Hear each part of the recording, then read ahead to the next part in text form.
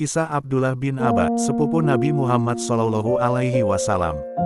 Ibnu Abbas serupa dengan Ibnu Zubair bahwa mereka sama-sama menemui Rasulullah dan bergaul dengannya selagi masih becil, dan Rasulullah wafat sebelum Ibnu Abbas mencapai usia dewasa. Tetapi ia seorang lain yang di waktu kecil telah mendapat kerangka kepahlawanan, dan prinsip-prinsip kehidupan dari Rasulullah SAW, yang mengutamakan dan mendidiknya serta mengajarinya hikmat yang murni, dan dengan keteguhan iman dan kekuatan akhlak serta melimpahnya ilmu, Ibnu Abbas mencapai kedudukan tinggi di lingkungan tokoh-tokoh sekeliling Rasul. Ia adalah putra Abbas bin Abdul Muthalib bin Hashim, paman Rasulullah SAW. Digelari Habar atau Kiai atau lengkapnya Kiai Umat, suatu gelar yang hanya dapat dicapainya karena otaknya yang cerdas, hatinya yang mulia dan pengetahuannya yang luas.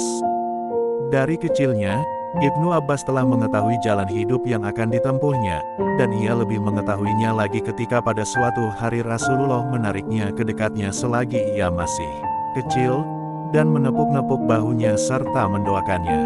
Ya Allah, berilah ia ilmu agama yang mendalam dan ajarkanlah kepadanya ta'wil. Kemudian berturut-turut pula datangnya kesempatan di mana Rasulullah mengulang-ulang doa. Tadi bagi Abdullah bin Abbas sebagai saudara sepupunya itu, dan ketika itu ia mengertilah bahwa ia diciptakan untuk ilmu dan pengetahuan. Sementara persiapan otaknya mendorongnya pula dengan kuat untuk menempuh jalan ini. Karena walaupun di saat Rasulullah SAW wafat, usianya belum lagi lebih dari 13 tahun, tetapi sedari kecilnya tak pernah satu hari pun lewat tanpa ia menghadiri majelis Rasulullah dan menghafalkan apa yang diucapkannya. Dan setelah kepergian Rasulullah ke Rafiqul A'la, Ibnu Abbas mempelajari sungguh-sungguh dari sahabat-sahabat Rasul yang pertama, apa-apa yang didengar dan dipelajarinya dari Rasulullah SAW sendiri. Suatu tanda tanya terpatri dalam dirinya. Maka setiap kedengaran olehnya seseorang yang mengetahui suatu ilmu atau menghafalkan hadits, segeralah ia menemuinya dan belajar kepadanya. Dan otaknya yang encer lagi tidak mau puas itu, mendorongnya untuk meneliti apa yang didengarnya. Hingga tidak saja ia menumpahkan perhatian terhadap mengumpulkan ilmu pengetahuan semata, tapi juga untuk meneliti dan menyelidiki sumber-sumbernya. Pernah ia menceritakan pengalamannya seperti ini. Pernah aku bertanya kepada 30 orang sahabat Rasul SAW mengenai satu masalah. Dan bagaimana keinginannya yang amat besar untuk mendapatkan sesuatu ilmu, digambarkannya kepada kita sebagai berikut. Tatkala Rasulullah SAW wafat, katakan kepada salah seorang pemuda Ansor, marilah kita bertanya kepada sahabat Rasulullah, sekarang ini mereka hampir semuanya sedang berkumpul. Jawab pemuda Ansor itu, aneh sekali kamu ini, hai Ibnu Abbas.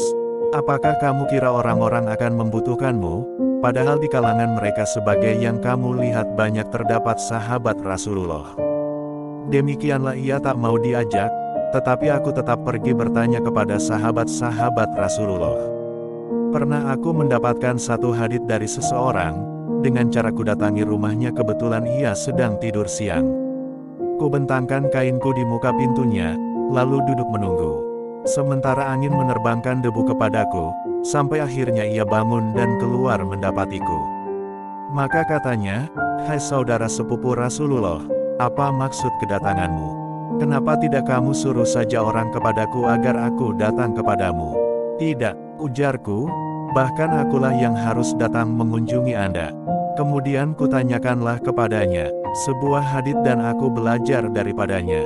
Demikianlah pemuda kita yang agung ini bertanya, kemudian bertanya dan bertanya lagi, lalu dicarinya jawaban dengan teliti, dan dikajinya dengan seksama dan dianalisanya dengan pikiran yang berlian. Dari hari ke hari pengetahuan dan ilmu yang dimilikinya berkembang dan tumbuh, hingga dalam usianya yang muda belia telah cukup dimilikinya hikmat dari orang-orang tua, dan disadapnya ketenangan dan kebersihan pikiran mereka, sampai-sampai Amirul Mukminin Umar bin Khattab radhiyallahu anhu menjadikannya kawan bermusyawarah pada setiap urusan penting, dan menggelarkannya pemuda tua. Pada suatu hari ditanyakan orang kepada Ibnu Abbas, bagaimana Anda mendapatkan ilmu ini? Jawabnya, dengan lidah yang gemar bertanya, dan akal yang suka berpikir. Maka dengan lidahnya yang selalu bertanya dan pikirannya yang tak jemu-jemunya meneliti, serta dengan kerendahan hati dan pandainya bergaul, jadilah Ibnu Abbas sebagai kiai umat ini. Sa'ad bin Abi Waqqas melukiskannya dengan kalimat-kalimat seperti ini. Tak seorang pun yang kutemui lebih cepat mengerti, lebih tajam berpikir dan lebih banyak dapat menyerap ilmu dan lebih luas sifat santunnya dari Ibnu Abbas. Dan sungguh, kulihat Umar memanggilnya dalam urusan-urusan pelik, padahal sekelilingnya terdapat peserta Badar dari kalangan Muhajirin dan Ansor. Maka tampillah Ibnu Abbas menyampaikan pendapatnya, dan Umar pun tak hendak melampaui apa katanya. Ketika membicarakannya, Ubaidillah bin Utbah berkata, tidak seorang pun yang lebih tahu tentang hadis yang diterimanya dari Rasulullah Shallallahu Alaihi Wasallam daripada Ibnu Abbas. Dan tak kulihat orang yang lebih mengetahui tentang putusan Abu Bakar, Umar dan Utsman dalam pengadilan daripadanya. Begitu pula tak ada yang lebih mendalam pengertiannya daripadanya. Sungguh, ia telah menyediakan waktu untuk mengajarkan fikih 1 hari, tafsir 1 hari, riwayat dan strategi perang 1 hari, syair 1 hari, dan tarikh serta kebudayaan bangsa Arab 1 hari. Serta tak ada yang lebih tahu tentang syair, bahasa Arab, tafsir Quran, ilmu hisab dan soal pembagian pusaka daripadanya. Dan tidak seorang alim pun yang pergi duduk ke dekatnya kecuali hormat kepadanya, serta tidak seorang pun yang bertanya, kecuali mendapatkan jawaban daripadanya. Seorang muslim penduduk Basrah melukiskannya pula sebagai berikut, Ibnu Abbas pernah menjadi gubernur di sana, diangkat oleh Ali. Ia mengambil 3 perkara dan meninggalkan 3 perkara. 1. Menarik hati pendengar apabila ia berbicara. 2. Memperhatikan setiap ucapan pembicara. 3. Memilih yang teringan apabila memutuskan perkara. Yang tidak disukainya pula. 1. Menjauhi sifat mengambil muka. 2. Menjauhi orang-orang yang rendah budi. 3. Menjauhi setiap perbuatan dosa. Sebagaimana kita telah paparkan bahwa Ibnu Abbas adalah orang yang menguasai dan mendalami berbagai cabang ilmu. Maka ia pun menjadi tepatan bagi orang-orang yang mencari ilmu. Berbondong-bondong orang datang dari berbagai penjuru negeri Islam untuk mengikuti pendidikan dan mendalami ilmu pengetahuan. Di samping ingatannya yang kuat bahkan luar biasa itu, Ibnu Abbas memiliki pula kecerdasan dan kepintaran yang istimewa. Alasan yang dikemukakannya bagaikan cahaya matahari, menembus ke dalam kalbu menghidupkan cahaya iman. Dan dalam percakapan atau berdialog, tidak saja ia membuat lawannya terdiam, mengerti dan menerima alasan yang dikemukakannya, tetapi juga menyebabkannya diam terpesona, karena manisnya susunan kata dan keahliannya berbicara. Dan bagaimanapun juga banyaknya ilmu dan tepatnya alasan tetapi diskusi atau tukar pikiran itu, baginya tidak lain hanyalah sebagai suatu selat yang paling ampuh untuk mendapatkan dan mengetahui kebenaran. Dan memang, telah lama ia ditabuti oleh kaum Khawarij karena logikanya yang tepat dan tajam. Pada suatu hari ia diutus oleh Imam Ali kepada sekelompok besar dari mereka. Maka terjadilah di antaranya dengan mereka percakapan yang amat mempesona, di mana Ibnu Abbas mengarahkan pembicaraan serta menyodorkan alasan dengan cara yang menakjubkan. Dari percakapan yang panjang itu, kita cukup mengutip cuplikan di bawah ini. Tanya Ibnu Abbas, hal-hal apakah yang menyebabkan tuan-tuan menaruh dendam terhadap Ali? Ujar mereka, ada 3 hal yang menyebabkan kebencian kami padanya. Pertama, dalam agama Allah ia bertahkim kepada manusia, padahal Allah berfirman, tak ada hukum kecuali bagi Allah. Kedua, ia berperang, tetapi tidak menawan pihak musuh dan tidak pula mengambil harta rampasan. Seandainya pihak lawan itu orang-orang kafir, berarti harta mereka itu halal. Sebaliknya bila mereka orang-orang beriman maka haramlah darahnya.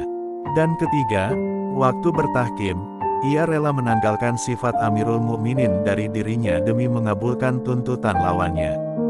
Maka jika ia sudah tidak jadi amir atau kepala bagi orang-orang mukmin lagi, berarti ia menjadi kepala bagi orang-orang kafir. Lamunan-lamunan mereka itu dipatahkan oleh Ibnu Abbas, katanya, mengenai perkataan tuan-tuan bahwa ia bertahkim kepada manusia dalam agama Allah, maka apa salahnya? Bukankah Allah telah berfirman, "Hai orang-orang beriman, janganlah kalian membunuh binatang buruan, sewaktu kalian dalam ihram. Barang siapa di antara kalian yang membunuhnya dengan sengaja, maka hendaklah ia membayar denda berupa binatang ternak yang sebanding dengan hewan yang dibunuhnya itu, yang untuk menetapkannya diputuskan oleh dua orang yang adil di antara kalian sebagai hakimnya." Quran Surat Al-Maidah ayat 95. Nah, atas nama Allah cobalah jawab, manakah yang lebih penting, bertahkim kepada manusia demi menjaga darah kaum muslimin, ataukah bertahkim kepada mereka mengenai seekor kelinci yang harganya 1/4 dirham? Para pemimpin Khawarij itu tertegun menghadapi logika tajam dan tuntas itu. Kemudian, kiai umat ini melanjutkan bantahannya tentang ucapan tuan-tuan bahwa ia perang tetapi tidak melakukan penawanan dan merebut harta rampasan. Apakah tuan-tuan menghendaki agar ia mengambil Aisyah istri Rasulullah Shallallahu Alaihi Wasallam dan Ummul Mukminin itu sebagai tawanan, dan pakaian berkabungnya sebagai barang rampasan? Di sini wajah orang-orang itu jadi merah padam karena marah.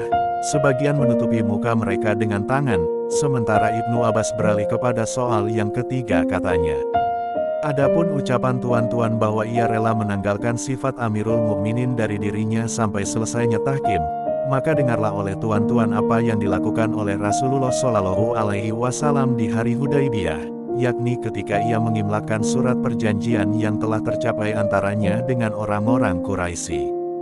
Katanya kepada penulis, "Tulislah, inilah yang telah disetujui oleh Muhammad Rasulullah." Tiba-tiba utusan Quraisy menyela, "Demi Allah, seandainya kami mengakuimu sebagai Rasulullah, tentulah kami tidak menghalangimu ke Baitullah dan tidak pula akan memerangimu. Maka tulislah, inilah yang telah disetujui oleh Muhammad bin Abdullah." Kata Rasulullah kepada mereka, "Demi Allah, sesungguhnya saya ini Rasulullah walaupun kamu tak ingin mengakuinya." Lalu kepada penulis surat perjanjian itu diperintahkannya, "Tulislah apa yang mereka kehendaki. Tulis, inilah yang telah disetujui oleh Muhammad bin Abdullah." Demikianlah, dengan cara yang menarik dan menakjubkan, berlangsung soal jawab antara Ibnu Abbas dan golongan Khawarij, hingga belum lagi tukar pikiran itu selesai, 20.000 orang di antara mereka bangkit serentak, menyatakan kepuasan mereka terhadap keterangan-keterangan Ibnu Abbas dan sekaligus memaklumkan penarikan diri mereka dari memusuhi Imam Ali. Ibnu Abbas tidak saja memiliki kekayaan besar berupa ilmu pengetahuan semata, tapi di samping itu ia memiliki pula kekayaan yang lebih besar lagi, yakni etika ilmu serta akhlak para ulama. Dalam kedermawanan dan sifat pemurahnya, ia bagaikan imam dengan panji-panjinya. Dilimpah ruahkannya harta bendanya kepada manusia, persis sebagaimana ia melimpah ruahkan ilmunya kepada mereka. Orang-orang yang sesama dengannya, pernah menceritakan dirinya sebagai berikut, "Tidak sebuah rumah pun kita temui yang lebih banyak makanan, minuman, buah-buahan, begitupun ilmu pengetahuannya dari rumah Ibnu Abbas. Di samping itu ia seorang yang berhati suci dan berjiwa bersih, tidak menaruh dendam atau kebencian kepada siapa juga. Keinginannya yang tak pernah menjadi kenyang, ialah harapannya agar setiap orang, baik yang dikenalnya atau tidak, beroleh kebaikan." Katanya mengenai dirinya, "Setiap aku mengetahui suatu ayat dari Kitabullah, aku berharap kiranya semua manusia mengetahui seperti apa yang ku ketahui itu. Dan setiap aku mendengar seorang hakim di antara hakim-hakim Islam melaksanakan keadilan dan memutus sesuatu perkara dengan adil, maka aku merasa gembira dan turut mendoakannya, padahal tak ada hubungan perkara antaraku dengannya. Dan setiap aku mendengar turunnya hujan yang menimpa bumi muslimin, aku merasa berbahagia, padahal tidak seekor pun binatang ternakku yang digembalakan di bumi tersebut." Ia seorang ahli ibadah yang tekun beribadat dan rajin bertaubat, sering bangun di tengah malam dan puasa di waktu siang, dan seolah-olah kedua matanya telah hafal akan jalan yang dilalui oleh air matanya di kedua pipinya, karena seringnya ia menangis, baik dikala ia salat maupun sewaktu membaca Al-Quran. Dan ketika ia membaca ayat-ayat Al-Quran yang memuat berita duka atau ancaman, apalagi mengenai maut dan saat dibangkitkan, maka isaknya bertambah keras dan sedu sedannya menjadi-jadi. Di samping semua itu, Ia juga seorang yang berani, berpikiran sehat dan teguh memegang amanat. Dalam perselisihan yang terjadi antara Ali dan Muawiyah, ia mempunyai beberapa pendapat yang menunjukkan tingginya kecerdasan dan banyaknya akal serta siasatnya.